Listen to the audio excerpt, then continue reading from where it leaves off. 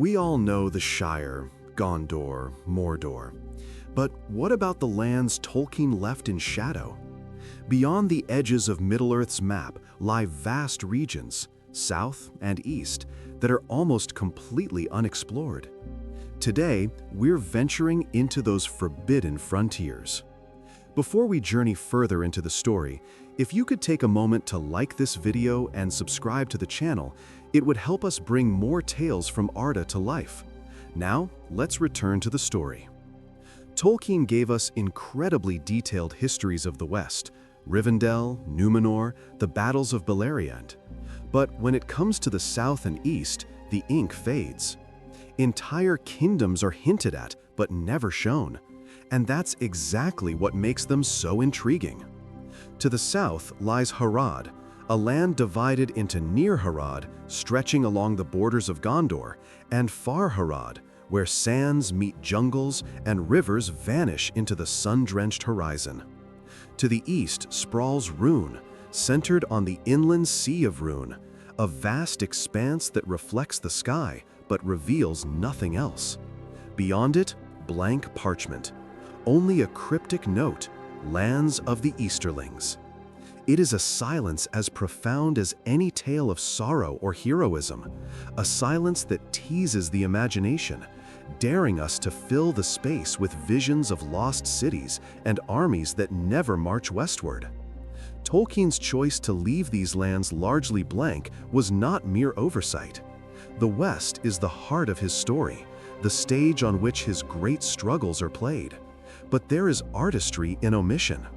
Just as old maps marked "Here be dragons," Tolkien understood the power of the unknown. It invites wonder, fear, and speculation. It reminds us that Middle-earth is not simply a collection of places we can name and visit, but a world alive with unseen horizons, a world whose true depth lies in what remains uncharted. And yet, these lands are not mere blanks on a map. They are dangerous, and they are forbidden. Sauron's allies hail from these distant regions. Númenorian exiles and lost adventurers found themselves cast into coasts where no man returned. To the heroes of the West, these territories were the end of the world, the edge of hope, the domain of peril and shadow. To cross into Harad, or journey toward the Sea of Rhûn, was to step into a realm beyond familiarity, where fate was uncertain and survival never guaranteed. So we can only ask, what lies beyond? Lost civilizations rivaling Númenor? Kingdoms with their own histories of kings, wars, and wonders? Tales of courage and tragedy entirely unrecorded in the histories of the West? Tolkien left breadcrumbs, hints, and fragments, daring us to dream of stories that may never be told, realms we may never fully chart. The south and east of Middle-earth are, in every sense, the forbidden realms. And it is here, in these spaces of silence and shadow, that the true breadth of Tolkien's imagination is revealed, not only in what he showed us, but in what he left untold. It is in the mystery itself that the story grows, waiting for those bold enough to wander at the edges of a world they only partially know. If you were to stand at the southernmost borders of Gondor, gazing out across the plains where the rivers wane and the forests thin, you would see the lands of Near Harad stretching into the horizon, a tapestry of sun-scorched plains, rolling dunes, and dense groves. Here, men rode upon beasts taller than horses, elephants armored and trained for war, their tusks gleaming like ivory spears in the noon sun. To the west, they were a distant threat. To the people of Gondor, a reminder that the world was vast, and that the struggle against darkness extended far beyond the familiar hills and rivers of the west. Far Harad is a land even less known. Tolkien leaves it as a whisper in his writings, a region of deserts, jungles, and winding rivers, where heat beats down and storms rage in sudden, violent fury. We have no maps of its kingdoms, no names for its rulers, no record of the languages its people spoke. And yet, From the few glimpses in his texts, one can imagine cities carved of stone and mud, adorned with mosaics of bronze and gold, bustling markets where spices and strange fabrics flow like rivers, and warriors who ride into battle with courage and skill rivaling the heroes of the West. These are people as real and complex as any elf or Númenórean, yet their stories have been largely swallowed by the sands and jungles they call home. To the east lies Rhûn, with its inland sea, a mirror of sky and wind, vast enough that its waters seem endless. Its coasts, dotted with forests and low mountains, were home to the Easterlings, a people as mysterious as they were formidable. They fought in Sauron's armies, yes, but what of their lives before his shadow fell across them? What of their songs, their rites, their fears and dreams? Tolkien hints at cities, trade routes, and warrior clans, but no names survive. They are phantoms on the edge of the map, glimpsed only through the lens of history written by the West, through the accounts of those who came to battle them. And yet, even in these fragments, culture emerges. Haradrim are more than warriors. They are people who live under the relentless sun, who celebrate the cycles of life and death with music, dance, and ritual. The Easterlings are more than soldiers. They are families, tribes, and clans with histories older than Gondor's line of kings. Even the small hints Tolkien provides, patterns on shields, chants before battle, the names of distant towns, suggest richness, a world teeming with life, a world that never crosses fully into the West's history, but exists nonetheless, in parallel and in shadow. These lands, shrouded in mystery, were also dangerous. The shadow of Sauron stretched outward, and many who ventured into these southern deserts or eastern forests never returned. The Haradrim and Easterlings were often allies of darkness, yet they were also people defending their homes, bound to their own histories and struggles. Númenórean exiles were cast here, sometimes forging kingdoms far from home, far from the lands of men who would remember them. The West called them distant, even alien, but to those who lived there, these were their worlds, just as vivid and just as perilous as Minas Tirith or Lothlórien. And so we continue to ask, what cities rose and fell in far Harad? What kings ruled beside the inland seas of Rhûn? What legends echo in the deserts, jungles, and mountains beyond the reach of the West's history?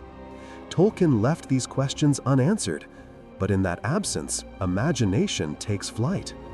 We can see the heat waves rising above the dunes, hear the trumpets of war elephants, feel the wind whip across the Sea of Rhûn, and know, without doubt, that a living world exists in the spaces he left blank. The South and East are not merely distant lands, they are reminders of a world that is far larger, far stranger, and far more alive than we can ever fully chart. They are the forbidden frontiers of Middle-earth, and in their mystery lies a kind of power, the power to make us dream, to wonder, and to see that even in a world as meticulously detailed as Tolkien's, there will always be shadows waiting to be explored. Tolkien did not draw maps merely to record the world he created. Every hill, river, and forest exists not only as a place, but as a stage for story, a vessel for meaning. And yet, he left the South and East largely blank. He wrote in the margins, he sketched fragments, but he never fully charted these regions. Why? Perhaps because stories need borders, because heroes rise most brightly when shadows loom at the edges of their world. The lands of Harad and Rhûn and all that stretches beyond them are as much a literary device as they are a geographical reality. They are blank spaces that invite our fear, our curiosity, and our imagination. In the West, the great tales are told: the rise and fall of Númenor, the wars of Beleriand, the forging of the rings, the peril of the One Ring in the Third Age. The West is personal, it is intimate. We know its mountains, its forests, its cities, and its people. And yet, by contrast, the south and east are vast, unknowable, and dangerous. They are the here-be-dragons of Tolkien's world, not because beasts literally dwell there, but because the unknown carries a weight that mere description cannot replicate. To leave a space undefined is to allow it to breathe, to let fear and wonder coexist in a way that a fully drawn map could never achieve. The danger inherent in these lands is also purposeful. Sauron's allies hail from the unknown. Númenórean exiles are sent to far-flung coasts. For the West, these regions are the edge of the world, a place you do not return from lightly. Danger amplifies the narrative. It frames the familiar West as a realm of struggle, yes, but also of sanctuary and home. Without the shadowed East and the forbidding South, the triumphs of Gondor, Arnor, and the Free Peoples would lose part of their resonance. Light exists only because darkness presses against it, unseen but palpable, whispering from the blank edges of the map. And there is another truth in Tolkien's omissions. They remind us of the vastness of history itself. Every culture has its forgotten empires, every civilization its ruins and vanished legends. By leaving the South and East largely unexplored, Tolkien mirrors the real world. For every story we know, there are countless more that are lost, unrecorded, or only half remembered. The maps of Middle-earth, then, are not only records of geography. They are records of attention, of narrative focus, and of the limits of knowledge. They teach humility. They teach wonder. They teach that absence can be as powerful as presence. In the end, the South and East are more than just unexplored lands. They are symbols of all that is unknown, all that remains to be discovered. They remind us that stories are living things, that maps are guides rather than limits, and that the richest worlds are those that extend beyond the boundaries of what has been told. They are a testament to Tolkien's genius. He understood that mystery carries its own power, that what is left untold can resonate longer, echoing across time, calling to those willing to seek the unseen, and to believe that the world is far larger and far more wondrous than even the greatest historian can record.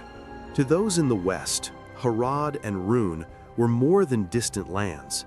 They were the edge of everything familiar, a place where maps ended and the known world dissolved into rumor, smoke, and fear. Sailors whispered of scorching deserts in far Harad, of jungles so thick that light never reached the forest floor. Caravans vanished along Rhûn's inland sea, swallowed by treacherous rivers, or ambushed by warriors whose names would never reach Gondor. For generations, these lands were painted in shadow, the unknown made dangerous not by legend alone, but by the reality that no Westerner could safely traverse them. Sauron's allies came from these regions. The Haradrim rode their great elephants, banners snapping under the hot sun, charging into battle with a courage that could rival any knight of Gondor. The Easterlings, draped in strange colors and speaking tongues that none of the West understood, marched as disciplined armies, their loyalty bound by fear, duty, and perhaps their own dark ambitions. In the West, they were faceless enemies, their names recorded only when they collided with the Free Peoples. That in their own lands, they were human, fathers, mothers, children, leaders of cities and tribes. And yet, they became the shadow of Sauron, their lives intertwined with a darkness that would define them in the histories of others. Even the Númenóreans were not immune to the dangers of these distant realms. Those who were exiled or chose self-imposed wandering often found themselves on coasts far from their ancestral home, carving settlements out of inhospitable lands, facing deserts, jungles, and rivers that had claimed empires before them. Some built kingdoms in these distant lands, shaping them with Númenórean craft and knowledge, yet the West remembered little of their deeds. These exiles were pioneers, adventurers, and exiles, caught between worlds, their stories unrecorded, their legacies nearly forgotten. The land itself seemed alive with peril. Sudden storms on the Sea of Rhûn, diseases borne by unfamiliar animals, forests that whispered with unseen predators, deserts that tested the limits of endurance. But danger also breeds character. The Haradrim who defended their homes against Sauron's rise, the Easterlings who resisted or adapted, the Númenórean settlers who carved out survival in alien landscapes. These were lives shaped by extremes. And in that shaping, we catch a glimpse of the human spirit. Courage does not belong only to the heroes of Minas Tirith or Rivendell. It belongs also to those who fought to live, to endure, to protect their families, often without a chronicler to praise their names. Their lives were as full of triumph and tragedy as those in the West, but their stories have been swallowed by the horizon, existing only in whispers, hints, and the spaces left blank on the maps. For those willing to imagine, the South and East are more than distant lands. They are the crucible of survival, the theater of courage beyond witness, the frontier where the known world ends and history becomes legend. And in their danger, they are alive, not in the West's histories, but in our imagination, calling us to wonder, to explore, and to honor the forgotten stories that define the edges of Tolkien's world. So, what do we make of the south and east of Middle-earth? They are places we will never fully know, lands of desert and jungle, of forgotten rivers and nameless kings. They exist as shadows at the edge of our vision, tantalizing and unreachable. Yet perhaps that is their greatest gift. Tolkien's genius was not only in what he described with precision, but in what he deliberately left unspoken. By leaving Harad and Rhûn veiled, he preserved the sense that Middle-earth is larger than any story, that its horizons stretch endlessly beyond the pages of a book. For those in the West, the hobbits of the Shire, the men of Gondor, the elves of Rivendell, these regions were distant, dangerous, and forbidding. But for us, the readers, they are a reminder that every map has margins, and every story has silences. The Haradrim and Easterlings are more than faceless soldiers in Sauron's armies. They are echoes of cultures rich with life, memory, and meaning. We may never know their songs, but we can imagine them. We may never walk their streets, but we can see them shimmering in the distance, alive in the haze of the desert or the mist of the inland sea. This is Tolkien at his most human. He knew that mystery calls to us, that we are drawn to what lies beyond our reach. The forbidden realms of Middle-earth embody that truth. They are a mirror held up to our own world, where ruins lie buried beneath earth and ocean, where histories vanish with the passing of centuries, where countless lives have been lived without record or recognition. Harad and Rhûn remind us that history is always incomplete, that stories always leave something untold, and that it is in the spaces between, in the silences, that imagination takes root. So, when we look at Tolkien's maps, when we trace the lines of rivers and the peaks of mountains, let us not mourn the blank spaces, let us celebrate them. For they remind us that Middle-earth is not a closed tale, but an open one, alive with unseen horizons, alive with possibility. The true history of this world is not only in what is written, but in what is left for us to wonder. And that is the enduring power of these forbidden realms. They teach us that even in the most carefully crafted worlds, there is always mystery, always something beyond the edge of knowledge. And sometimes, the most powerful stories are the ones that remain untold. So, what do you think lies beyond the edges of Tolkien's map? Drop your theories in the comments. I'll be diving into them for future videos. And if you want to go deeper, check out our lore deep dive on Númenor's rise and fall. Trust me, you don't want to miss it.